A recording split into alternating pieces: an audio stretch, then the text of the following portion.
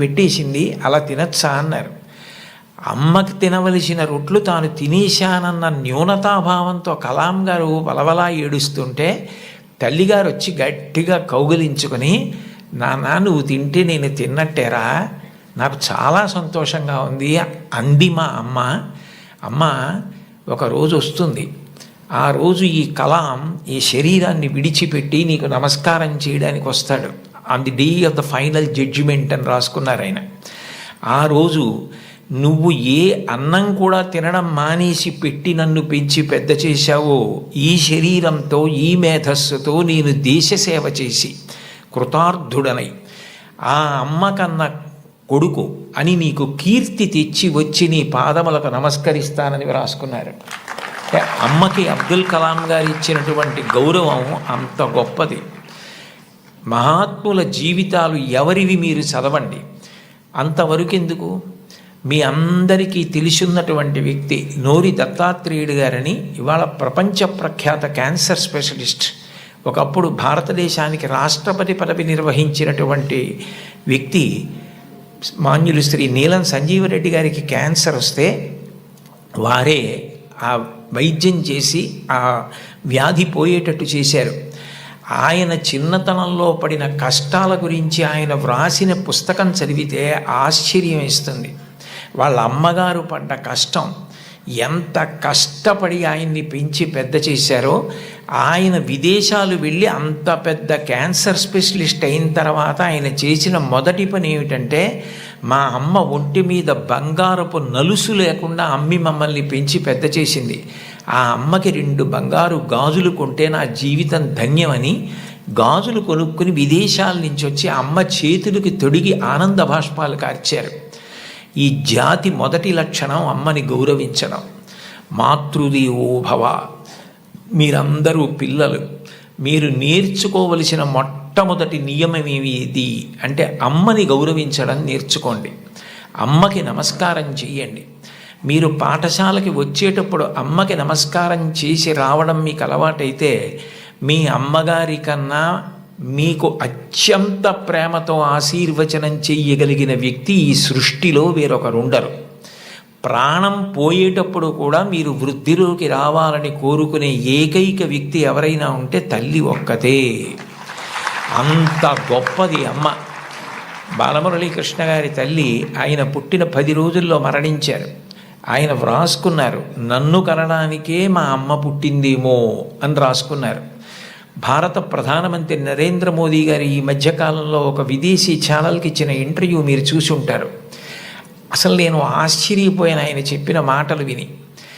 నిరుపేద కుటుంబంలో పుట్టారు.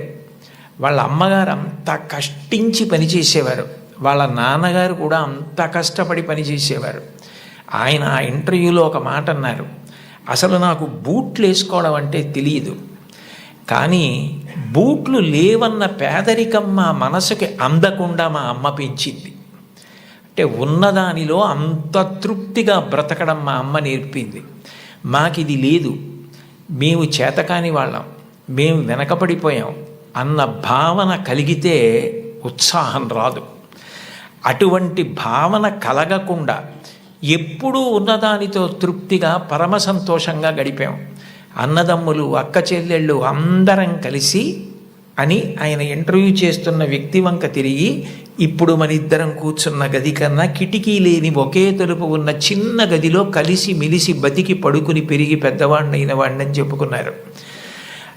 అటువంటి మహోత్కృష్టమైన వ్యక్తులు కూడా తల్లికి తండ్రికి అంత గౌరవం ఇచ్చారు. సందర్భం కాబట్టి ప్రస్తావిస్తున్నాను. మన గౌరవ ముఖ్యమంత్రి నారా చంద్రబాబు నాయుడు గారు స్వయంగా ఒక వ్యాసం రాశారు. తల్లికి జేజే, తండ్రికి జేజే, గురువుకు జేజే అని ఒక పుస్తకం ఉంది. ఆ పుస్తకంలో బహుశా నాకు జ్ఞాపకం ఉంటే 3వ వ్యాసం అనుకుంటాను. ఆ వ్యాసంలో ఆయన ఒక విషయం ప్రస్తావన చేశారు. వాళ్ళ అమ్మగారి పేరు అమ్మಣ್ಣమ్మ గారు. ఆవిడ చిన్నతనంలో చంద్రబాబు నాయుడు గారిని పిలిచి ఒక కథ చెప్పారట. ఒరే నాన్న, మనిషి కష్టపడాలి. ఎందుకు కష్టపడాలో తెలుసా? ఒకరింట్లో ఒక పంది, ఒక నక్క 2 ఉండేవి. ఆ పంది చాలా కష్టపడి పనిచేసి మధ్యాహ్నం ఇంటికి భోజనానికి వచ్చేది.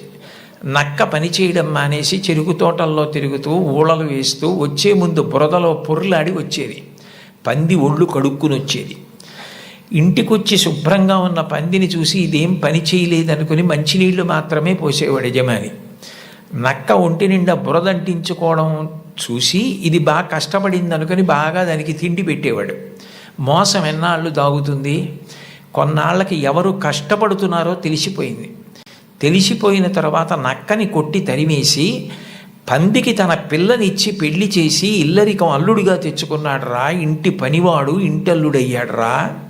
కష్టపడినవాడు వెనక్కి తిరిగి చూడడు జీవితంలో. కష్టపడడం నేర్చుకో అని మా అమ్మ నాకు చిన్నతనంలో చెప్పింది. మా అమ్మ చెప్పిన కథ నా జీవితానికి దిశానిర్దేశం చేసింది. ఆనాటికి ఈనాటికి ఏనాటికి నాకే కాదు మా ఊరంతటికి అదే భగవద్గీత. నేను యథాతథంగా ఆయన వ్రాసిన వ్యాసంలో మాటలే చెప్తున్నాను. ఆ మాటలే నాకు స్ఫూర్తి. ఇప్పటికీ కష్టపడడం నాకు అంత సంతోషం. ఆ కష్టపడడం అన్నది నేను మా అమ్మగారి దగ్గర నేర్చుకున్నాను. ఆ కష్టపడే ఇవాళ ఈ స్థితికి వచ్చాను. నేను ముఖ్యమంత్రినైనా మా అమ్మగారు మాత్రం మా ఇంట్లో గట్టిగా 3 రోజులు ఉండడానికి ఇష్టపడేది కాదు. మళ్ళీ వెళ్ళిపోయి ఆ నారావారి పల్లెలో తెల్లవారి 5 గంటలకి లేచి గొడ్డు గోద పొలము పనులు అవి చేసుకోవడం, ఆ కష్టపడ్డము ఆవిడికి ఎంత సంతోషము అని అమ్మగారి ప్రేరణతో తాను ఎంత వృద్ధిలోకి వచ్చారో వ్రాసుకున్నారు. నేను ఏదో 4-5 విషయాలు మాత్రమే ప్రస్తావించాను. లోకంలో తల్లిని మించిన దైవం లేదు. మీరు జీవితంలో ఎప్పుడైనా అమ్మ నువ్వేం చేశావని అడిగితే, మీరు అమ్మకి చెప్పలేని స్థితి కలిగితే, మీరు చేసిన పని మీ అమ్మగారికి మీరు చెప్పలేకపోతే అంతకన్నా ఆత్మద్రోహం ఇంకొకటి లేదు. మీరు ఏది చేసినా మీ అమ్మగారికి చెప్పగలగాలి. ఇది నేను మా అమ్మకి చెప్పలేను అన్న పని చెయ్యకండి. మీరు ఒకవేళ తప్పు చేసినా మిమ్మల్ని క్షమించడానికి సిద్ధంగా ఉండే మొదటి వ్యక్తి ఈ ప్రపంచంలో ఎవరైనా ఉంటే అమ్మే. అమ్మకి చెప్పకుండా ఉండకండి. అమ్మ ఒకవేళ మిమ్మల్ని దెబ్బలాడి ఇక పైన ఇట్లా చెయ్యకు అంటే ఇక మళ్ళీ ఆ తప్పు చెయ్యకండి. మీరు పిల్లలు కాబట్టి ఒకసారి చెయ్యొచ్చు ఎప్పుడైనా, కానీ పొరపాటు జరిగినా మీ అమ్మగారికి చెప్పండి, వద్దంటే మాత్రం చేయకండి. బహుశా కుటుంబం దగ్గరే నైతిక విలువలు మొదలవుతాయి. కుటుంబ విలువల గురించి ప్రస్తావన చెయ్యండి అని చెప్పి తన అనుభవంతో ఆయన నాకు సూచన చేయడానికి కారణం అదే అయి ఉంటుంది. తల్లి ఎంత గొప్పదో తండ్రి అంత గొప్పవాడు. తండ్రిని జీవితాంతం దైవంతో సమానంగా చూడాలి. పితృదేవో భవ, భగవంతుడే తండ్రి రూపంలో ఉన్నాడు. వేదంలో యజుర్వేదంలో అష్టమానువాకంలో రుద్రాధ్యాయంలో అంటారు, నమ శంకరాయ చ మయస్కరాయ చ నమ శివాయ చ శివతరాయ చ అని. మన కంటికి కనపడని భగవంతుడు తండ్రి రూపంలో ఇంట్లో తిరుగుతున్నాడు. ఎప్పుడు బిడ్డ వృద్ధిలోకి రావాలని అహరహం కోరుకునేవాడు ఎవరైనా ఉంటే తండ్రి. తను ఎంత కష్టపడనివ్వండి, ఆయన బెంగపెట్టుకోడు. కానీ ఆయన కోరుకునేది ఒకటే, పుత్రాదిచ్చేత్ పరాజయం. తను ఎంత కీర్తి సంపాదించినా తనకన్నా కూడా కీర్తివంతుడు కొడుకై, ఈయన కన్నా ఈయన కొడుకు గొప్పవాడండి అనిపించుకొని కొడుకు చేతిలో ఓడిపోతాట తండ్రి ఆనందపడిపోతాట. అంటే తండ్రికి ఈ కొడుకు పట్ల ఎంత ప్రేమ ఉంటుందో చూడండి. ఈ సందర్భం వచ్చింది కాబట్టి మీకు ఒక విషయం మనవి చేస్తాను. నేను ఒకప్పుడు విశాఖపట్నంలో ధర్మసోపానాల మీద ప్రసంగాలు చేస్తున్నాను. ఆ రోజుల్లో విశాఖపట్నంలో ఉన్న పాఠశాలల్లో ఉన్న విద్యార్థులకి మా నాన్నగారు అన్న విషయం మీద మాట్లాడమని వ్యాసరచన పోటీ నిర్వహించారు. వ్యాసరచన పోటీ నిర్వహిస్తే కొన్ని 100 మంది పిల్లలు పాల్గొన్నారు. అందులో 10 పేపర్లు చిట్ట సెలెక్ట్ చేసి నాకు పంపించారు. ఇందులో ఫస్ట్, సెకండ్, థర్డ్ ప్రైజులు నిర్ణయించమని. నేను పేర్లు చూస్తే ఒకవేళ నాకు ఏదైనా పక్షపాతం కలుగుతుందేమో, సుశీల అని కనపడింది అనుకోండి, తెల్లవారుజామునే మా అమ్మ గుర్తొచ్చి ఒక మార్క్ ఎక్కువ వేస్తానేమో అని నేను పేర్లు చూడకుండా పేపర్లు దిద్ది మార్కులు వేసేసి తర్వాత పేర్లు చూశాను. చూస్తే నేను ఫస్ట్ ప్రైజ్ ఇచ్చినటువంటి వ్యక్తి ఒక మహమ్మదీయ బాలిక. నేనేం మార్చలేదు సుమండి, అట్లాగే ఇచ్చేసాం. అప్పుడు ఆ బహుమతులు ఇస్తున్న సభకి అప్పుడు తిరుమల తిరుపతి దేవస్థానాలకి కార్యనిర్వహణాధికారి మా